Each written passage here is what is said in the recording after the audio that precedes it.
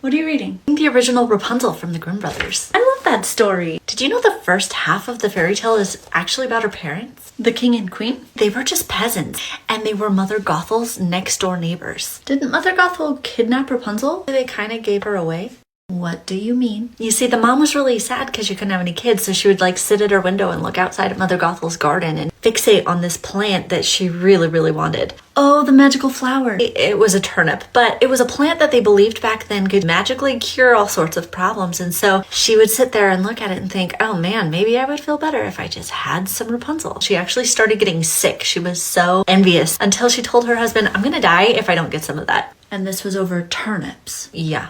So did her husband ask Mother Gothel? No, he just stole some. Mother Gothel, of course, caught him and he was like, sorry. And she was like, you know what? It's fine, but you'll just have to give me your firstborn child. And he was like, okay. He gave away his first kid for a turnip. 100%. But then Mother Gothel just kind of raises Rapunzel like normal and doesn't lock her in the tower until she's 12 years old. Why? It doesn't say.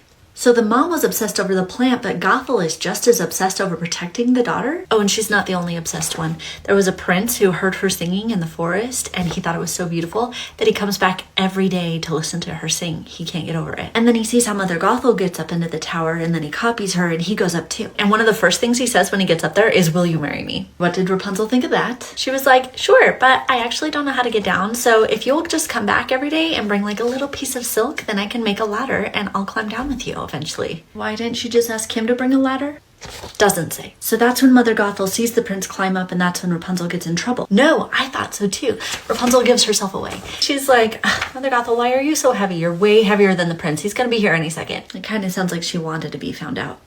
Anyway, so Mother Gothel sends her out to the desert and abandons her, as one does. Then she cuts off her hair. She waits for the prince to come and pretends to be Rapunzel, throwing down the hair. And then when he comes up, she's like, haha, you will never see Rapunzel again. She's gone. And that's when she pushes him out the window and he falls into the thorns and is blinded. She doesn't push him. What? The prince was overcome with grief, and in his despair, he threw himself from the tower. Oh. He escaped with his life, eating nothing but grass and roots and doing nothing but weeping and wailing over the loss of his beloved wife. They got married? Doesn't say.